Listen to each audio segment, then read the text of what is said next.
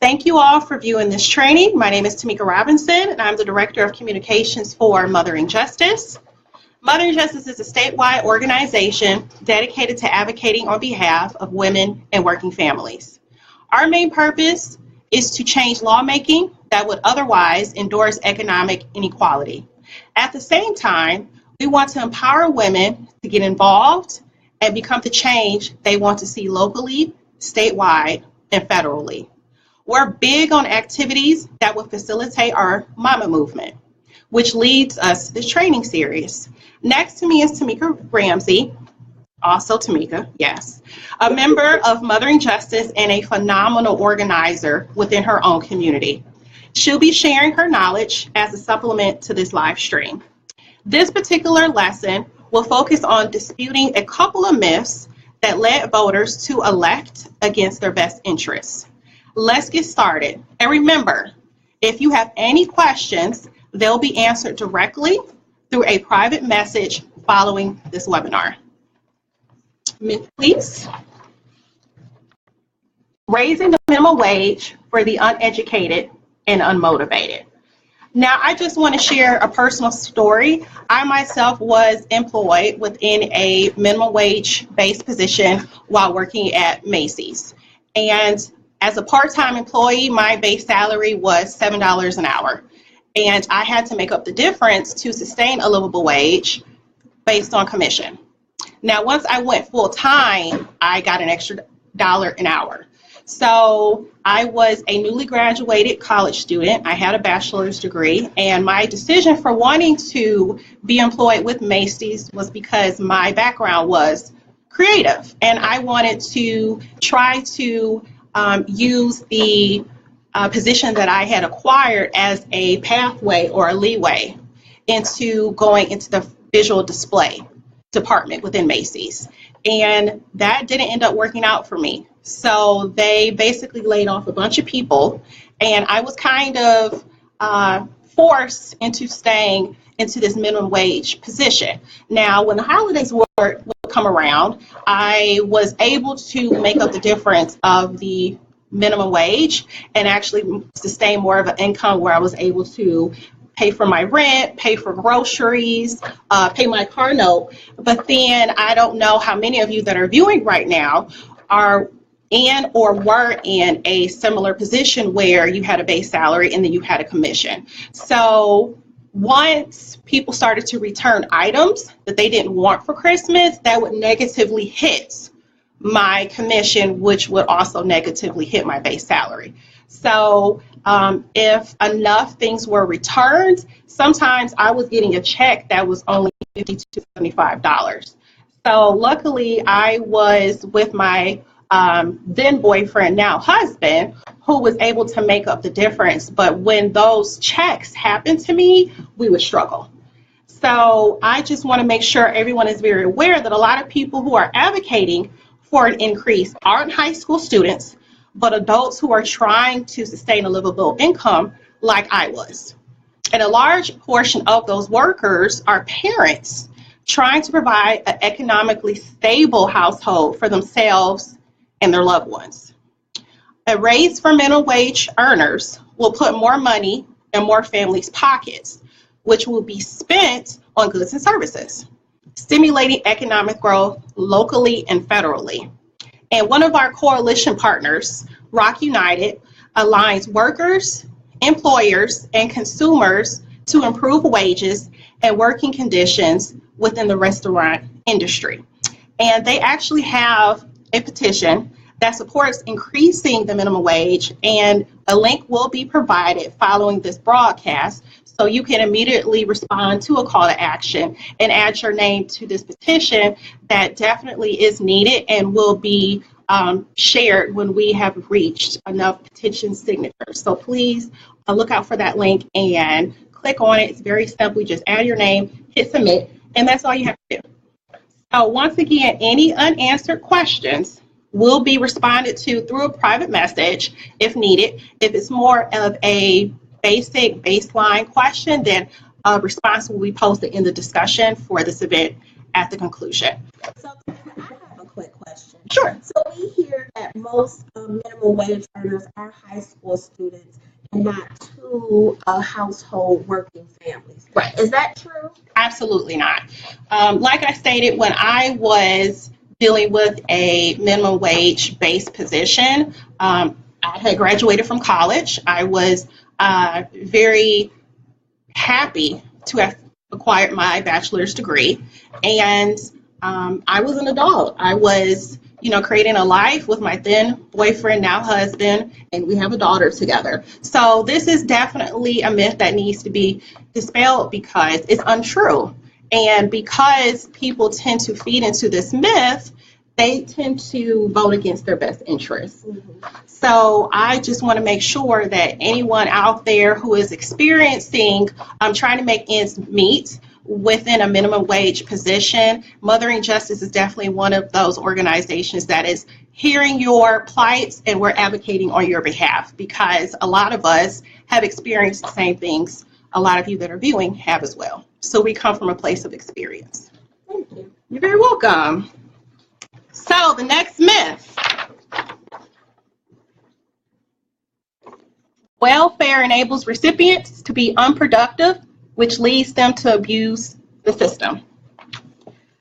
Now, Tamika will chime in and quickly share her personal experience with government assistance, and she's definitely going to share some personal information, but Tamika is one of those people where she understands that coming from a place of understanding makes her more relatable, and it ends happily. Yes, very so much so. So hi, my name is Tamika. I'm the other Tamika. With a TA. TA. I was pregnant at the age of 16. I had my first child, who is now 21, and I was still in high school. I was a junior in high school. So I was on welfare for the first 2 years of his life. 1 year, because I was underage, I was on my mother's case. When I got old enough, when I turned 18, I was on my own case. And I received cash assistance and food stamps. Once I turned 18 and graduated high school, I went to college, and I worked really hard, and I didn't receive any public assistance. Off and on, I have received food stamps maybe over the course of my son's life, about 2 or 3 years. Excuse me. But I went on and worked at a group home. I worked 100 hours a week so that my son and I could have a better future. I then went and got my associates and my bachelor's. I worked a little bit harder and got my master's degree. And I have not been on public assistance, nor have I needed it for a very long time.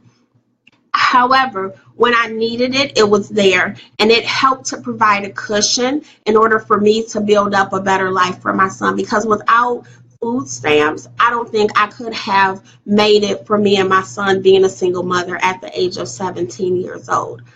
So I think having welfare, people look at it as a negative connotation, but it's a safety net, especially when the economy sunk and people who have worked their entire lives lost their jobs. They have paid into this system for a very long time thinking they would never need it. And then when they did, it was there. Just imagine if people lost their jobs on the levels in which they did in 2007 and 2008 without any safety nets, without any welfare, without any cash assistance and food stamps. A lot of people would have been more hurt than what they really were. And we saw people losing their homes. We saw families breaking up because people had to ship out families to live with other family members because they couldn't afford their homes. We saw some families just completely devastated. And welfare is a stepping stone to help people get their footing back. There is no way that people can live off of welfare and be okay. They don't provide enough money. So people thinking that is just out of line. But welfare is a safety net. It is if you fall, even though you are trying really hard to move yourself forward.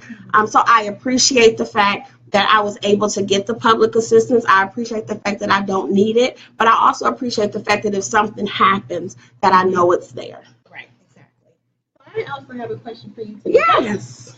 So as a woman who was able to pick up the pieces Mm-hmm. and reassimilate her life and provide a future for her children, what would you suggest to any mothers out there, any parents out there who are kind of using government assistance at this time as what you said, a stepping stone to help them get to a more financially stable place? The first thing I would say is to let people know that you are not less of a person because you need help. Mm-hmm. Everyone needs help. So it's okay to ask for it. And it is okay to demand respect when you go into the DHHS office.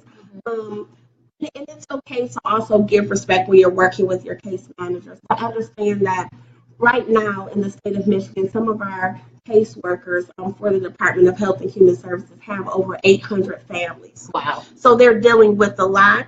And sometimes inputting in numbers, numbers get transposed, Right. people get sick, they're human too. Right. So sometimes we fall in between the cracks. But just knowing that to be patient, but just to know how to advocate for yourself, because self-advocating is very important. Definitely.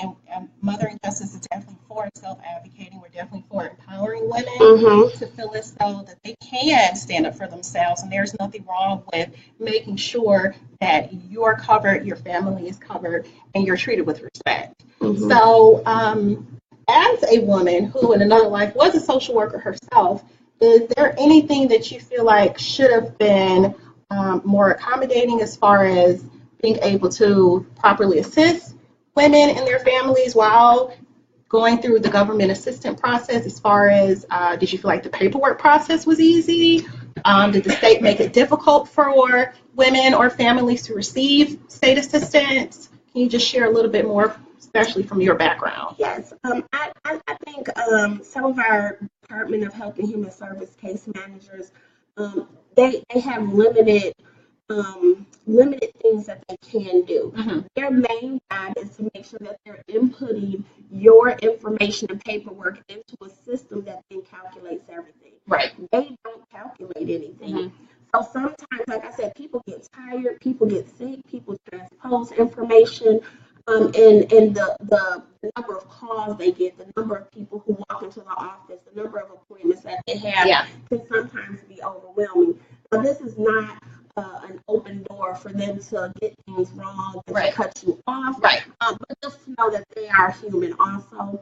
But just to know that we need to advocate for ourselves. As much money as they're giving to corporate sponsors for us welfare, they can be putting that money into the people who actually pay the taxes. Okay. So the fact that some corporations pay their people little money so that they need to get Medicaid instead of providing it themselves takes away from when people need it. And they can put that money into the system in order to hire more people, in order to make sure that the families are being served in a correct and timely manner. Right, exactly. Now, I am aware of a personal story of yours that kind of led you down a different path and guided you into pursuing your master's degree in public administration. So I don't know if you want to share that experience with one of your cases with a woman who was trying to better herself and utilizing government assistance as a stepping stone. So I was a caseworker for a nonprofit who provided human services in Pontiac. I had a client who came in to get assistance with food and a shut-off notice. And I told her she was a single mom. She was working a minimum wage job. And I said, you're not going to be able to make it making this little bit of money with your children. So I said, let's get you trained. Right. So she got training. She came on time. She put in the work that she needed. She got a better job. She interviewed. And so she got a job and she was doing training. And she came into my office maybe about 3 weeks later, very upset. And she cussed at me and I was confused. I'm like, what's wrong? And she said, I got a better job and they took my Section 8 away. So now I have to pay more rent. They decreased my food stamps. So now I have to pay more food. And she was then making less money than she was before the assistance. And that was an awakening moment for you, realizing that the system that you were trained to uphold and then enforce out of kindness, out of a place of empathy, you realize that, hey, the system is kind of flawed because obviously the tools that you were told to give this young woman was a detriment to her livelihood. Yeah, it's the policies. The policies don't allow for us to have any cushion. As soon as you better your life just a little bit, Right. then the policy is to take everything away when people need a month or so. Because one of the first things we learned is the first couple of weeks on your job, you get a lot of training. And then after that, you get your regular set of hours. Your benefits. Yep. But if DHS is only looking at your first month and they see that you're working 40 hours because you're getting trained, then they base everything off of that.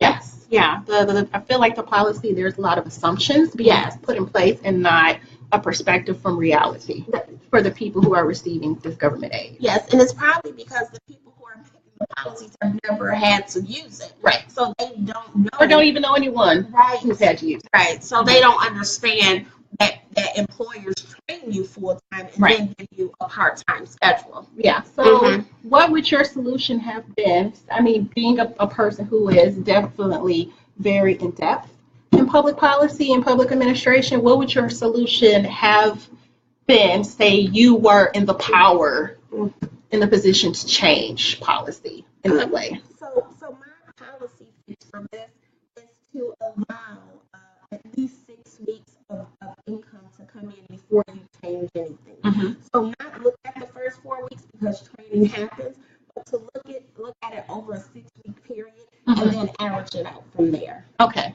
Yeah, and we definitely agree.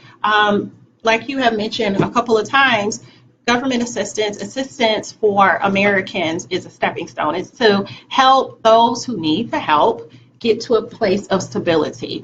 And I just want to share that government assistance is extremely effective at helping people get out of and stay out of, like you yourself, stay out of poverty. So conservative groups like the Cato Institute try to convince the public that because of increasing demand for programs such as food stamps, welfare has failed. In fact, the economic change done by the Great Recession is the cause of rising food stamp participants. So like you were sharing, a lot of people who feel as though they have a life set for themselves, they have a reliable income, and then the unexpected happens. And then people are having to tap into their savings. And then when that runs out and they still haven't found anything to supplement the lifestyle that they had before, that's when a lot of people are relying on government assistance or SNAP or, also known as food stamps, to help them get back on their feet. And that takes time, just like it takes time to go to school, be educated, to get a degree or a trade or a certification, and then you have to put in the work at your new position to try to build a career for yourself, and then you have to build up a savings. That all takes time. So in order to help people get back to the place that they were, you need to give them time. So providing a safety net through government assistance makes our country stronger. And it's time for Americans to stop spreading untrue and damaging rumors, decrying the very programs that are creating a brighter future for our nation's most vulnerable. It's time for politicians to stop trying to cut meager benefits to struggling families, because there are millions of people out there who truly need these programs to help them get back on their feet. That's the whole point of the program. That's why it's called government assistance. It's supposed to assist, not to further detriment someone's life.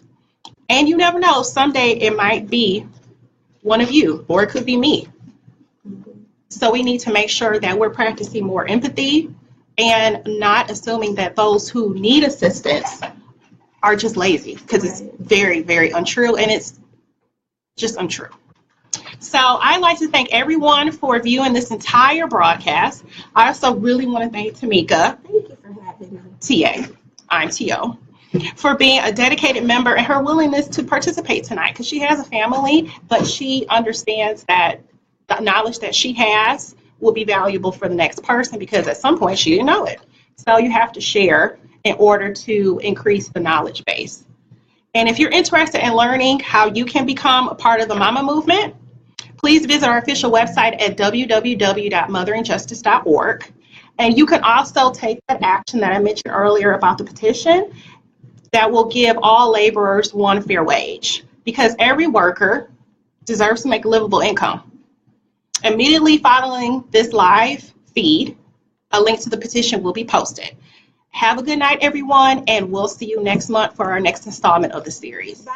Thank you. Good night.